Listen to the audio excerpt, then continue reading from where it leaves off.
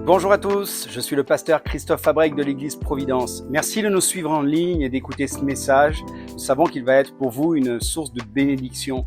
Alors on vous souhaite une bonne écoute et on vous dit à très bientôt. Je poursuis cette thématique de l'été. Cet été, donc les mardis, je vous ai dit, c'est la thématique heureux. Et les dimanches, on est sur une thématique qui s'intitule « Être comme Jésus ». Vaste programme, et si vous avez manqué les premiers messages de cette série, vous pouvez tous les retrouver sur la chaîne YouTube de l'Église Providence.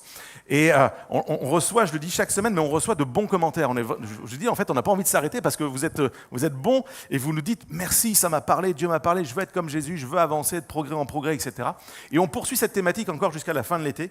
Et cette semaine, le message a pour titre « Connaître la parole de Dieu pour être comme Jésus », c'est connaître la parole de Dieu pour un but. Pas connaître pour connaître, mais connaître pour un but. Et quand on a publié ça cette semaine sur les réseaux sociaux, plusieurs m'ont écrit pour me dire hey, « Tu fais du teasing, point de suspension, c'est quoi les 3 points de suspension ?» Les 3 points de suspension sont les 3 points du message que je vais prêcher aujourd'hui. Tu as bien fait de venir. La réponse, elle commence ce matin.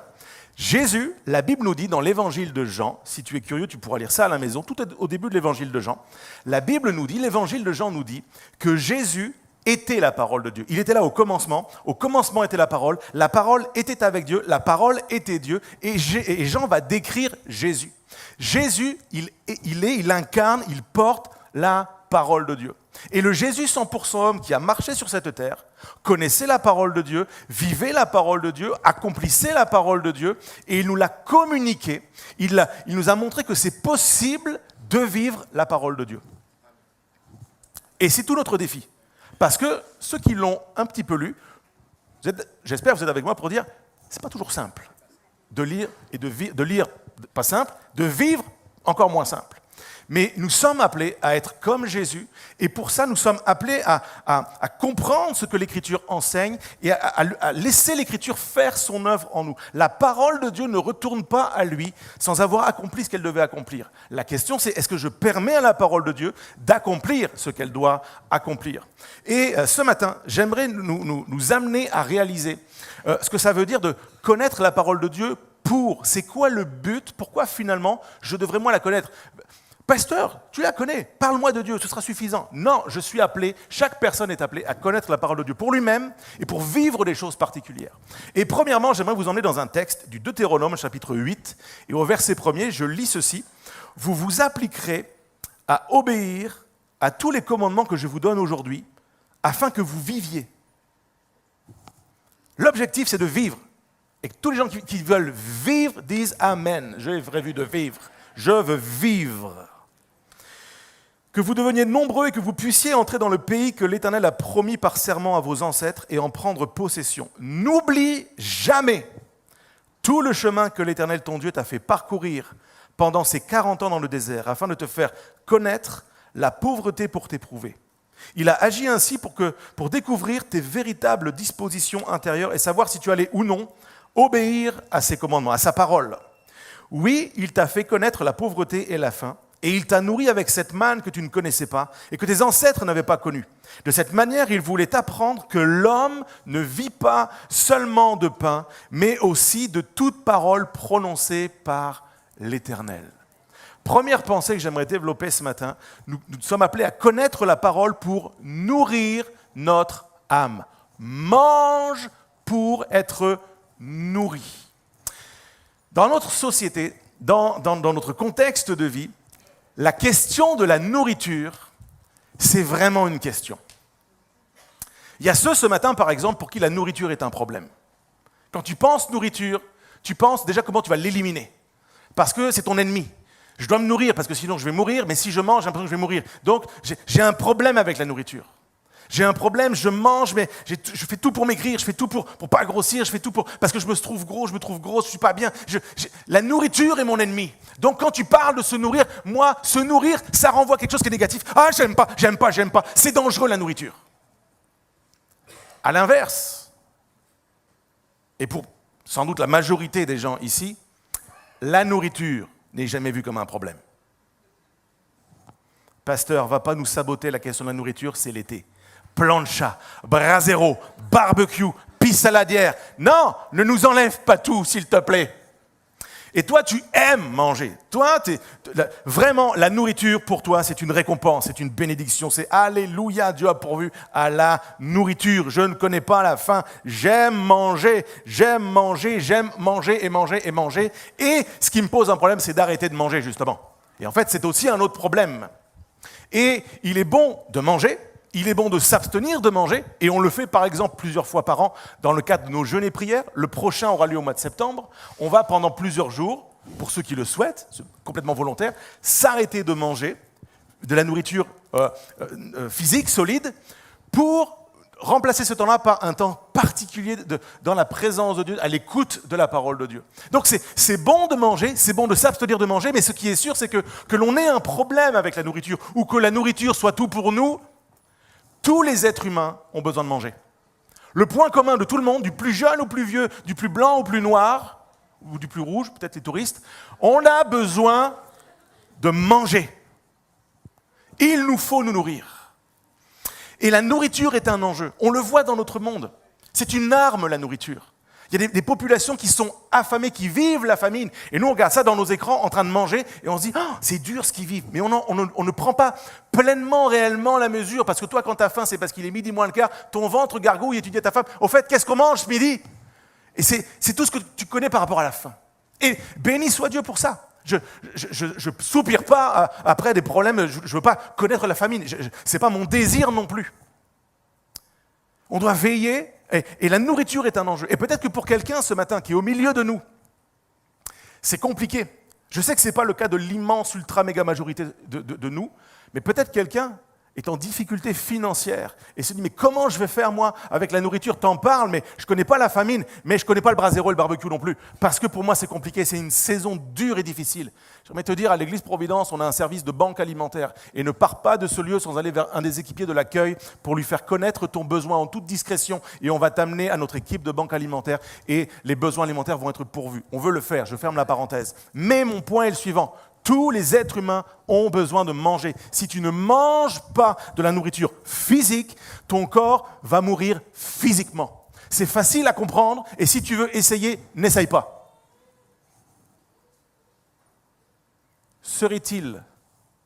Les choses seraient-elles différentes pour notre âme?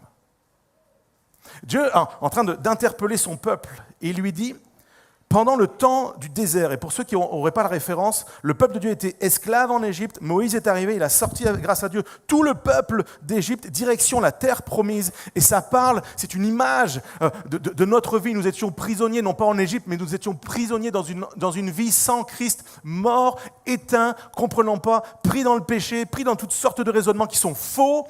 C'est pas Moïse, c'est Jésus qui est venu, il nous a fait sortir de notre Égypte, sortir de notre esclavage, pour nous mener vers la terre promise, dans la gloire avec lui dans les cieux. Notre nom est inscrit dans les cieux. Il y a une place qui porte ton nom, mon nom. Et nous sommes appelés dans ce chemin-là à compter sur la bénédiction de Dieu, la grâce de Dieu, la providence divine. Et c'est exactement ce qui s'est passé pour le peuple. Parce que pendant 40 ans, la question de la bouffe, comment on va faire les amis ?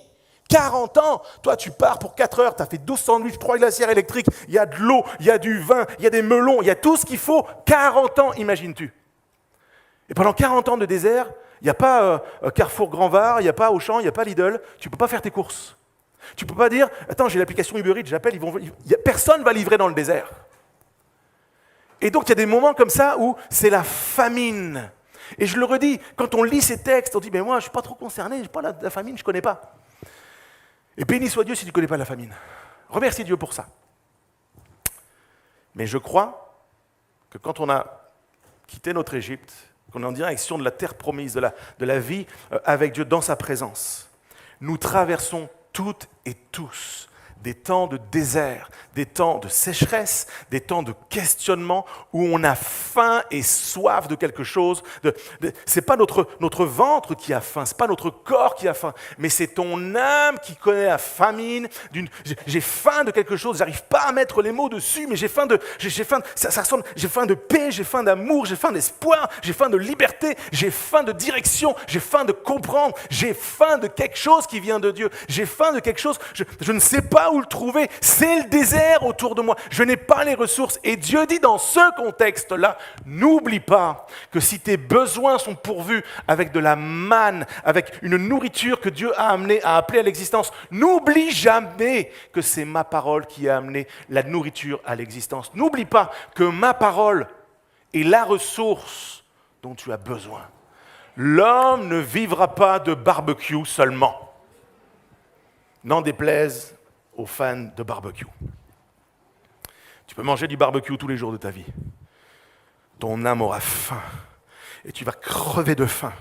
Tu vas mourir desséché, soupirant après quelque chose. Et ce quelque chose, c'est la parole de Dieu.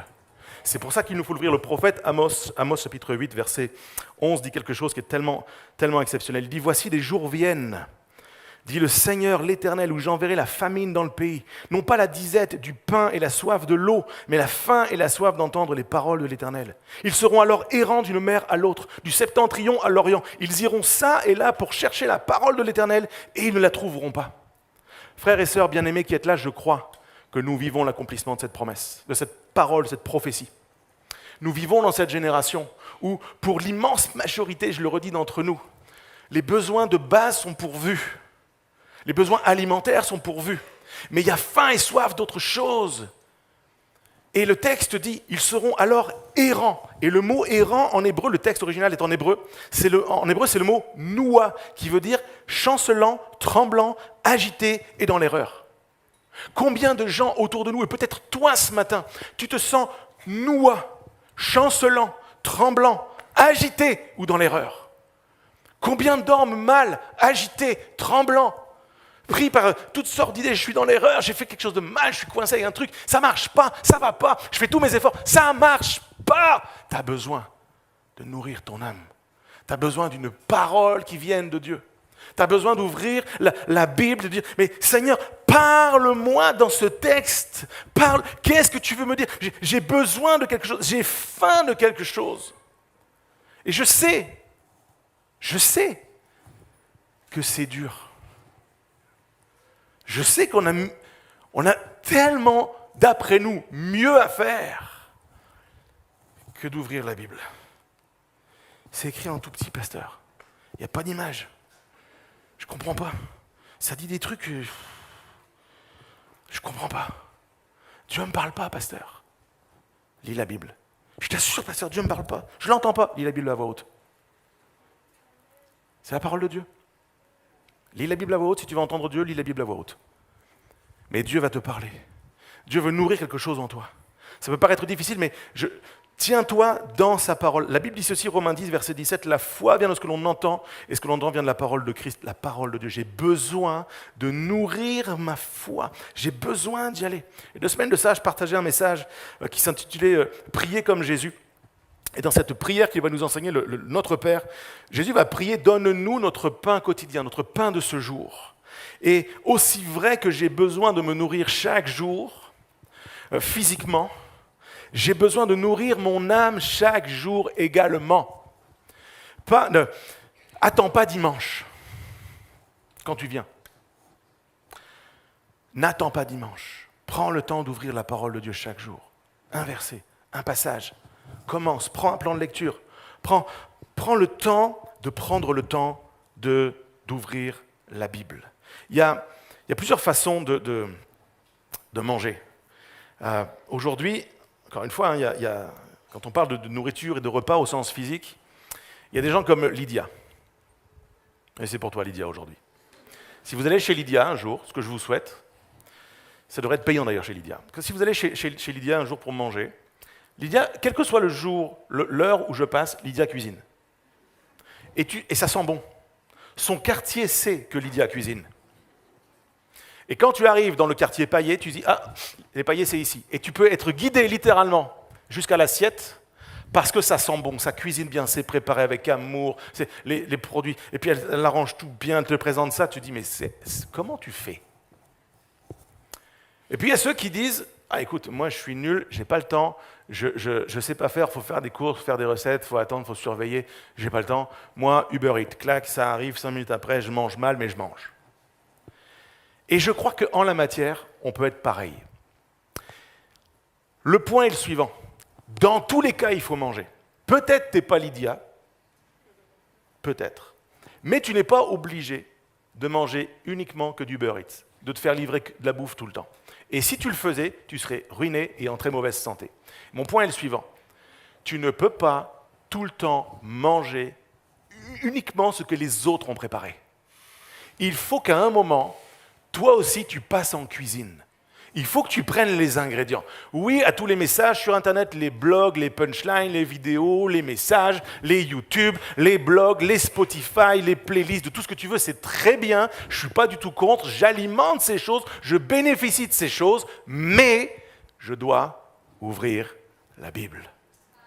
Mais pasteur, c'est dur. Jardin d'Éden, Genèse, tout début. Après que l'homme et la femme aient péché, Dieu va venir vers eux, puis les règles du jeu vont changer. Et Dieu va dire à l'homme, entre autres, une des choses qu'il va dire, c'est « Tu mangeras ton pain à la sueur de ton front ». Et nous, on le comprend, on se dit, ben oui, c'est sûr qu'à partir de ce moment-là, il a fallu commencer à travailler. Et il faut faire le job, et puis il faut se mettre en mouvement si je veux manger, je dois travailler, je dois faire quelque chose. C'est à la sueur de mon front que je vais chercher ma nourriture au sens physique. Mais je le crois. C'est également la sueur de mon front, de mon intelligence, même limitée, que je vais aller chercher de la nourriture pour mon âme. C'est pas parce que c'est dur qu'il ne faut pas y aller. C'est pas parce que c'est compliqué qu'il ne faut pas y aller. J'ai écrit ceci. C'est pas parce que tu ne comprends pas tout rapidement quand tu lis la Bible qu'il faut arrêter de le faire. Parce que c'est à la sueur de ton front, de notre front, que nous allons chercher notre pain quotidien. Donc quelques tips, prends un plan de lecture. Abonne-toi, que ta première notification le matin, tu le paramètres ça dans tes réglages, ce soit le verset de la Bible. Et quand tu ouvres ça, lis le verset. Et puis si ça ne te plaît pas, fais autrement, prends un plan de lecture. Mais ne te contente pas de ce que les autres ont préparé. Et tu vas découvrir quelque chose. Par exemple, ce midi, quand tu vas manger à la fin du repas, normalement, je dis bien normalement, tu n'as plus faim. Normalement, tu n'as plus faim. Toujours des exceptions, mais normalement, tu n'as plus faim. Mais, je l'ai écrit comme ça, plus tu manges, moins tu as faim, mais plus tu te nourris de la parole de Dieu et plus tu as faim de t'en nourrir. C'est ça, c'est génial. Et quand tu commences, je t'assure, il faut amorcer cette pompe et d'un seul coup, tu n'as plus envie de faire une journée sans. Ça ne veut pas dire que c'est toujours simple ou que tu comprends tout. Le nombre de fois. Est-ce qu'il y a des collègues pasteurs ce matin? Il y a des pasteurs ici? Je sais qu'il y en a quelques-uns en vacances dans le secteur, mais je demande toujours. Il y en a qui n'osent pas lever la main. Ok, ça va. Ok, tu es là. Allez demander au pasteur. Tu ne comprends pas toujours tout quand tu lis ta Bible. Moi, le premier. Et rassure-moi, dis-moi que toi non plus. Ah, ça va, il me fait signe oui de la tête. Je suis rassuré. C'est pas que moi. C'est pas toujours facile, mais je prends la parole de Dieu, je l'ouvre, je la lis, je la médite, et je découvre, j'apprends. C'est une chasse au trésor. C'est compliqué, mais j'y vais, ça vaut vraiment la peine. Deuxième raison pour laquelle il nous faut connaître la parole de Dieu, c'est dans l'évangile de Luc au chapitre 4. Il est écrit ceci: Jésus, rempli du Saint-Esprit, revint du Jourdain, et il fut conduit par l'Esprit dans le désert, où il fut tenté par le diable pendant 40 jours. Il ne mangea rien durant ces jours-là. Et après qu'ils furent écoulés, il eut faim. Tu m'étonnes. Tu m'étonnes. Tu sautes un repas, tu penses que tu vas mourir. 40 jours. Le diable lui dit: si tu es fils de Dieu, ordonne à cette pierre qu'elle devienne du pain. Jésus lui répondit: il est écrit, l'homme ne vivra pas de pain seulement. Et vous savez où? Vous l'avez eu avant dans le message, Deutéronome 8. Le diable ayant élevé lui montra en un instant tous les royaumes de la terre, et il lui dit: je te donnerai toute cette puissance et la gloire de ces royaumes, car elle m'a été donnée et je la donne à qui je veux. Si donc tu te prosternes devant moi, elle sera toute à toi. Jésus lui répondit: il est écrit, tu adoreras le Seigneur ton Dieu et tu le serviras lui seul. Le diable le conduisit encore à Jérusalem, le plaça sur le haut du temple et lui dit: si tu es le Fils de Dieu, jette-toi d'ici en bas, car il est écrit, il donnera des ordres à ses anges à ton sujet, afin qu'ils te gardent, et ils te porteront sur les mains, de peur que ton pied ne heurte contre une pierre. Jésus lui répondit: il est dit, tu ne tenteras point le Seigneur ton Dieu. Après l'avoir tenté de toutes ses manières, le diable s'éloigna de lui jusqu'à un moment favorable. Deuxième raison pour laquelle je dois connaître la parole de Dieu, c'est pour résister à la tentation. J'aime, c'est court, mais c'est tellement puissant. Jésus lui répondit. Et je crois que face à la tentation, ce qui nous manque, c'est d'être capable de répondre. Pasteur, je suis tenté de ceci, je suis tenté de cela, j'ai faim de ceci, j'ai faim de cela. Qu'est-ce que tu as à répondre? Qu'est-ce que tu peux répondre? Qu'est-ce que je peux répondre? Qu'est-ce que l'Église peut répondre? Nous répondons sur la base de la parole de Dieu. Je veux développer ma connaissance et un attachement profond et puissant à la parole de Dieu pour être capable, quand le diable vient vers moi, de lui répondre. Première tentation, il a faim. Et Satan vient et lui dit, si tu as faim, ordonne que ces pierres deviennent du pain. Jésus est dans une situation de faim parce qu'il a choisi d'être dans le jeûne et la prière pour aller chercher quelque chose qui vienne de son Père. Il est dans l'intimité avec lui. Et Jésus connaît la parole de Dieu. Je l'ai dit, il est la parole de Dieu. Il sait que s'il veut manger, c'est en travaillant, c'est en étant en mouvement, c'est en faisant quelque chose. Ce n'est pas dans le jeûne et la prière que tu produis du pain, mais c'est en étant dans l'activité, dans quelque chose. Je fais quelque chose, je travaille, je suis en mouvement, je suis en action. Il connaît la parole de Dieu. Et de quoi ça nous parle à nous? Grande serait la tentation, quand on a faim de quelque chose, de proclamer n'importe quoi parce qu'on est fils et filles de Dieu vivant. Ah, pasteur, moi j'ai tellement faim d'être en couple que je proclame sur la vie d'un tel que c'est mon époux, mon épouse. Mais arrête! Ce n'est pas la parole de Dieu. On ne proclame pas n'importe quoi parce qu'on est fils et filles de Dieu et parce qu'on a lu un verset quelque part et qu'on pense que c'est le bon. Jésus n'utilisait pas la parole de Dieu pour dire ou faire n'importe quoi. Et c'est pour ça que je dois grandir dans la parole de Dieu. Parce que quand le diable vient le tenter, Jésus peut répondre « L'homme ne vivra pas de pain seulement, mais de toute parole qui sortira de la bouche de Dieu. » Il sait les choses et il cite la parole dans le bon contexte. « J'ai faim » ne proclame pas n'importe quoi. Que dit l'Écriture à ce sujet spécifiquement? Je ne peux pas faire dire à l'Écriture quelque chose qui serait opposé à l'Écriture. Deuxième tentation, il va lui proposer la gloire. À ce moment-là, Jésus est 100% homme. Et Jésus a fait le choix de se dépouiller, de laisser sa gloire. Il a quitté les cieux, il s'est incarné, il a accepté de naître comme un simple homme, de grandir. Et il est 100% homme à ce moment-là. Et il peut être tenté comme chacun d'entre nous par toutes sortes de choses. Et le diable vient le voir et il lui propose la gloire. Il faut que... Écoute, on va faire un deal, toi et moi. Si tu te prosternes et m'adores, ta vie va être plus simple. Ta vie va être plus simple.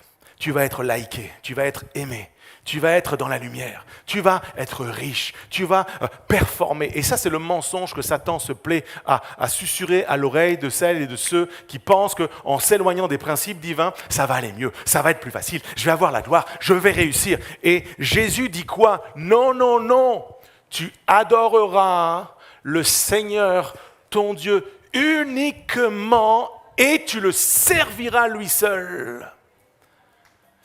Écoutez bien, ça c'est le message que je vais prêcher dans pas longtemps. L'adoration sans le service, c'est pas de l'adoration. Le service sans l'adoration, c'est pas du service. Et Jésus est parfaitement à l'équilibre. Il sait les choses, il connaît la parole de Dieu, et il ne cherche pas sa gloire, il cherche à ce que sa vie d'être humain, comme notre vie d'être humain, serve à manifester, à parler de la gloire de Dieu. Et c'est pour ça qu'il le sert. Et c'est pour ça qu'il est dans ce temps de désert. Et c'est pour ça qu'il accepte de passer l'étape qu'il est en train de passer, parce qu'il veut voir la gloire de Dieu, parce qu'il soupire après la gloire de Dieu. Il veut adorer Dieu seulement et le servir lui seulement. Et nous sommes appelés à en faire autant. Et pour ça, je dois connaître, comprendre et me laisser sonder par l'Écriture. J'ai écrit ceci: face à la tentation, notre chair ne peut triompher qu'en connaissant et en proclamant la parole de Dieu. J'aurais envie de rajouter, mais pas hors contexte. Mais je veux proclamer la parole de Dieu. Tu adoreras le Seigneur. Ne faisons pas n'importe quoi avec la parole de Dieu. Et puis, Satan va aller encore plus loin. Il va le prendre, il va l'amener sur le haut du temple, puis il va lui dire jette-toi en bas. Et puis Dieu il l'a dit, il va te protéger tout le temps. Il va faire en sorte que tu n'arrives à rien. De quoi ça parle dans notre vie à nous? Traduisez, fais n'importe quoi de la vie que Dieu t'a donnée, parce que de toute façon, Dieu t'aime. Il te fait grâce. Il va te protéger toujours. Tu es son fils ou sa fille. Donc, saute. En fonction de comment on vit les choses, pour certains, ça va être juste saute dans le péché, saute dans quelque chose qui n'est pas bon, saute dans quelque chose que tu sais que ce n'est pas la volonté de Dieu, mais je suis gardé. Et ça va jusqu'à la personne qui est prise dans un raisonnement avec des pensées de mort, qui se dit, mais moi, il faut que j'en finisse avec la vie. Parce qu'en fait, l'objectif de Satan, c'est de détruire Jésus. Le Jésus 100% homme qui est venu pour accomplir une mission, il veut juste lui dire, saute, meurs. Est-il possible que Jésus ait rencontré et dû confronter et dû résister à ce type de tentation? La réponse est oui. Je veux le dire à quelqu'un ce matin, avec douceur mais de manière extrêmement solennelle. Quand Satan vient susurrer à ton oreille, saute, réponds-lui non. Jésus est le rocher. Je suis planté sur lui, j'ai choisi de bâtir ma vie sur lui. Je ne sauterai pas dans une idée mortifère. Je ne me jetterai pas dans un scénario qui va me détruire. Je veux être ancré, planté, fondé sur la parole, sur le rocher des siècles. Proclame-le, vis-le, choisis-le pour résister à la tentation même de faire n'importe quoi avec la vie que Dieu t'a confiée. J'ai écrit ceci, ne prenons pas les textes de la Bible pour leur faire dire ce qui nous plaît, mais laissons-nous reprendre par la parole de Dieu pour faire ce qui lui plaît. Et Jésus il aurait pu vouloir impressionner tout le monde, mais il n'aurait impressionné personne, et il se serait détruit. Et je crois que l'humilité doit nous garder sensibles à l'écoute de la parole de Dieu, résistant à l'envie de faire n'importe quoi, de proclamer n'importe quoi, de céder à n'importe quoi, et c'est possible à condition que je réponde en citant la parole de Dieu. Jésus répondit. Quelle puissance, frères et sœurs. Troisièmement et dernièrement, troisième raison pour laquelle il faut connaître la parole de Dieu, il y en aurait plein d'autres, mais ce matin j'en ai choisi 3, j'ai demandé aux musiciens de s'approcher. Je lis pour vous dans l'évangile de Jean chapitre 8. Jésus se rendit à la montagne des Oliviers, mais dès le matin il alla de nouveau dans le temple, et tout le peuple vint à lui. S'étant assis, il les enseignait. Alors les scribes et les pharisiens amenèrent une femme surprise en adultère et la plaçant au milieu du peuple. Ils dirent à Jésus, « Maître, cette femme a été surprise en flagrant délit d'adultère. Moïse dans la loi nous a ordonné de lapider de telles femmes, toi donc que dis-tu » Il disait cela pour l'éprouver afin de pouvoir l'accuser. Mais Jésus s'étant baissé, écrivait avec le doigt sur la terre. Comme il continuait à l'interroger, il se releva et leur dit « Que celui de vous qui est sans péché jette le premier la pierre contre elle. » Et s'étant de nouveau baissé, il écrivait sur la terre. Quand ils entendirent cela, accusés par leur conscience, ils se retirèrent un à un, depuis les plus âgés jusqu'au dernier, et Jésus resta seul avec la femme qui était là au milieu. Alors, s'étant relevé, et ne voyant plus que la femme, Jésus lui dit « Femme, où sont ceux qui t'accusaient? Personne ne t'a-t-il condamné ?» Elle répondit « Non, Seigneur. » Et Jésus lui dit « Je ne te condamne pas non plus. Va et ne pêche plus. » Il nous faut, frères et sœurs, connaître la parole de Dieu, troisièmement, pour sortir du piège. Il y a 2 pièges dans ce passage. Le premier, c'est celui dans lequel les pharisiens, les spécialistes de la parole sont tombés. Ils savent, ils connaissent mieux que nous, par cœur pour la plupart, les commandements de Dieu. Ils les portent, ils les prêchent. Ils veulent que tout le monde les vive. Quand les gens les vivent, tout va bien. Mais quand quelqu'un ne les vit pas, sort, passe à côté, tombe, chute, alors ils veulent appliquer la loi. Et je sais, ça peut être choquant, c'est une autre société, mais la loi mosaïque, la loi de l'époque, permet de mettre à mort des gens qui ont commis l'adultère. Béni soit Dieu que ces lois soient révolues. Combien d'entre nous auraient été lapidés sur les places? Qu'on se comprenne bien. En préparant ce message, j'étais tourmenté à l'idée de ce que j'allais dire maintenant. Il y a quelqu'un qui vit l'adultère. Était dans le même piège que les pharisiens. Tu connais la loi. Et tu te dis, si je dis, si je parle, si je confesse, si j'expose ma situation, c'est la mort. C'est la mort. C'est la mort de ma vie, c'est la mort de ma famille, c'est la mort de mon couple, c'est la mort de mon rôle. Et donc à cause de ça, tu es pris dans une forme de double vie. Porte les masques, droit, chrétien, tu connais la parole de Dieu, droit, toujours bien, pas de problème. Mais en fait, tu passes à côté de la puissance de la parole de Dieu. Tu peux connaître le texte et passer à côté de la puissance. La loi, elle est vide, elle ne sert à rien si tu ne vis pas la puissance qui va avec. Et Jésus est venu accomplir, vivre, révéler quelque chose que sa génération ne connaissait pas, qui fait que nous sommes présents ce matin. Nous ne pouvons pas parfaitement vivre la parole de Dieu. Et c'est toute la bizarrerie de l'affaire. Nous devons connaître pour vivre la parole de Dieu, mais Dieu sait que nous ne sommes pas capables de la vivre parfaitement. Et que pour certains, ça va être l'adultère, puis d'autres, je ne suis pas en train de dire que tout le monde ici pratique l'adultère. Certains, ça va être l'adultère, d'autres, ça va être autre chose qui va frapper à côté de la parole de Dieu, de ce que Dieu enseigne, de ce que Dieu veut, des principes divins. Mais la Bible nous dit que celui qui transgresse juste un commandement a transgressé toute la loi. Et le premier piège, c'est celui-là. Le premier piège, c'est que tu as transgressé la loi, tu dois mourir. C'est fini. Dieu, il a en horreur le mal, on le sait, il est 3 fois saint, il punit le mal. Dieu est juste et sa justice doit s'accomplir. Et quelqu'un qui a fait le mal doit payer. On est prêt à l'accepter dans la vie des autres, comme ces pharisiens.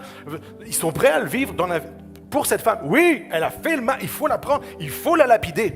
Et ça, c'est tellement souvent nous. Les gens autour de nous ont fait le mal. Il faut qu'ils payent. Et Jésus va renverser la table. D'accord. Que celui qui n'a jamais péché jette la première pierre.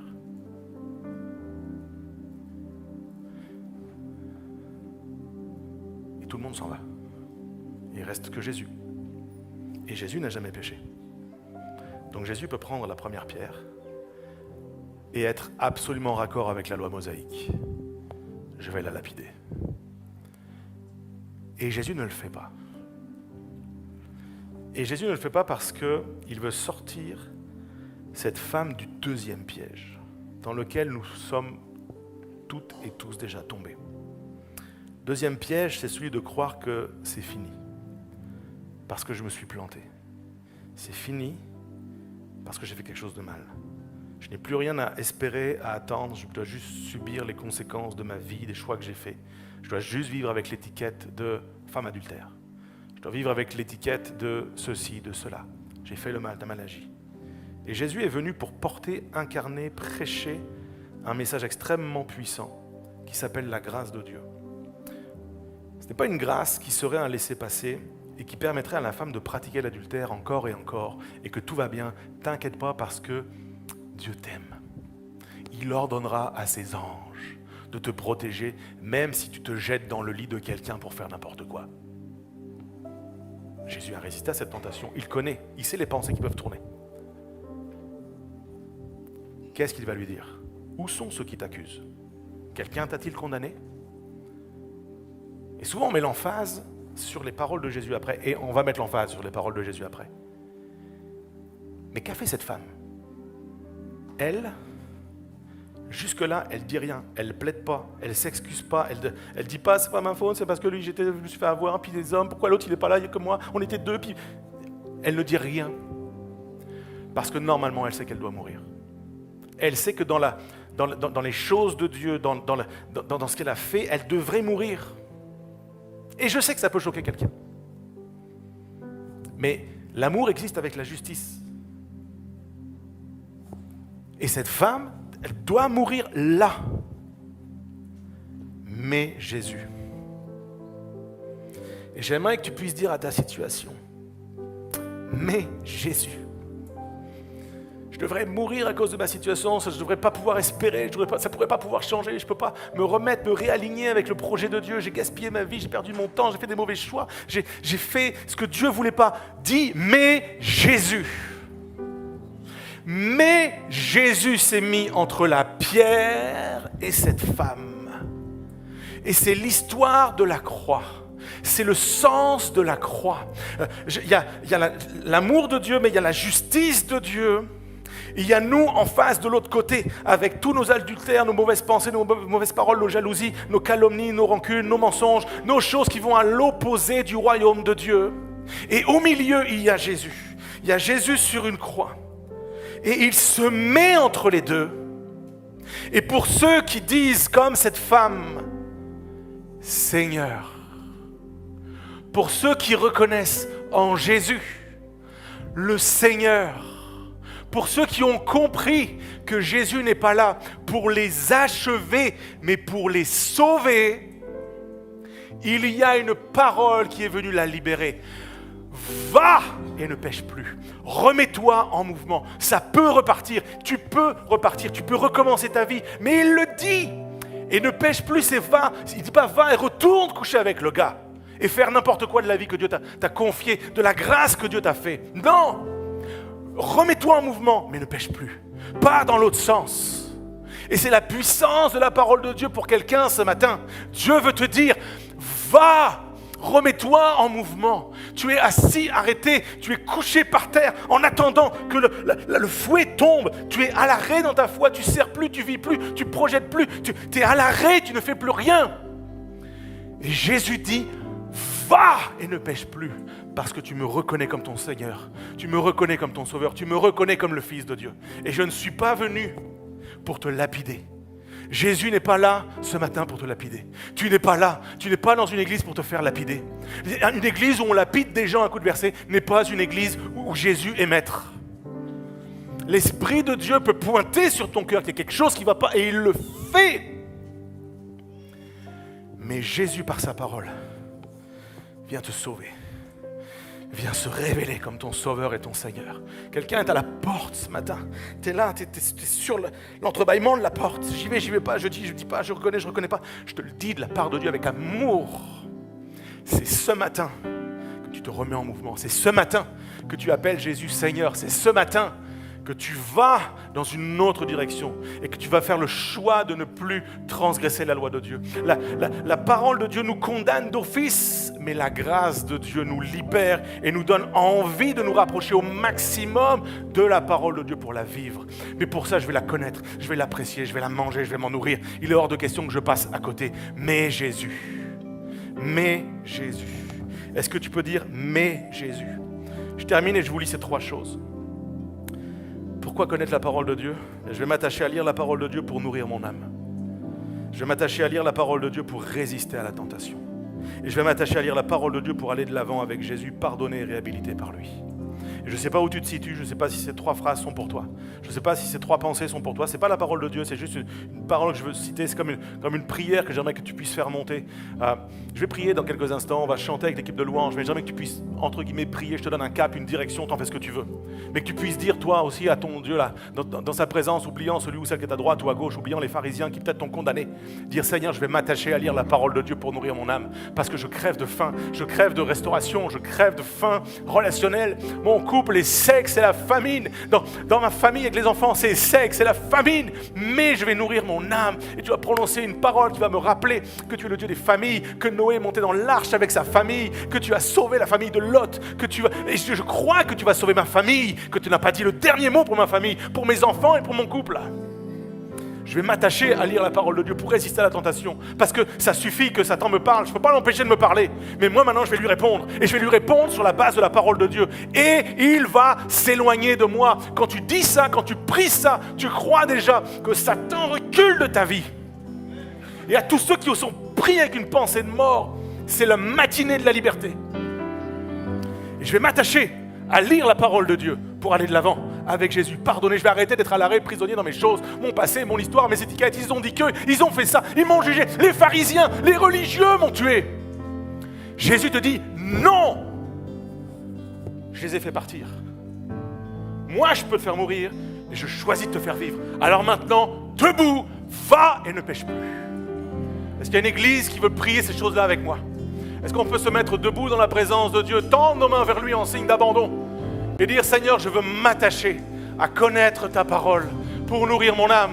Je veux m'attacher à connaître ta parole pour résister à la tentation. Et je veux m'attacher à connaître ta parole pour me remettre en mouvement, pour repartir libre, restauré, réhabilité, dans la joie, dans l'espérance, conscient que mon Dieu est Dieu et que Jésus a pris sur lui les fautes. Jésus a pris sur lui mon péché. Jésus me commande de me remettre en mouvement et de ne pas gaspiller sa grâce. Oh, tout le monde garde les yeux fermés quelques instants. Alors qu'on est debout dans sa présence, est-ce que quelqu'un dit « Oui, j'ai besoin de vivre ces choses. Je m'engage à aller dans ce sens. Je prends cette direction. » Est-ce que tu peux juste lever ta main et puis dire « Oui, Seigneur. Oui, Seigneur, je te reconnais comme mon Seigneur. Je te reconnais comme mon Sauveur. Je m'attends à ton secours. Je sais que tu es présent et je veux me confier en toi ce matin. » Oh, avec tes simples mots, parle à ton Dieu. Dis-lui ce matin. Prie-le. Et avec l'équipe de louanges, on veut le célébrer et on veut chanter. Viens Jésus, viens dans ce moment, restaurer nos vies. Je veux m'attendre à toi, je soupire après toi. On le chante, on le porte, on le déclare ensemble ce matin. Tout en moi.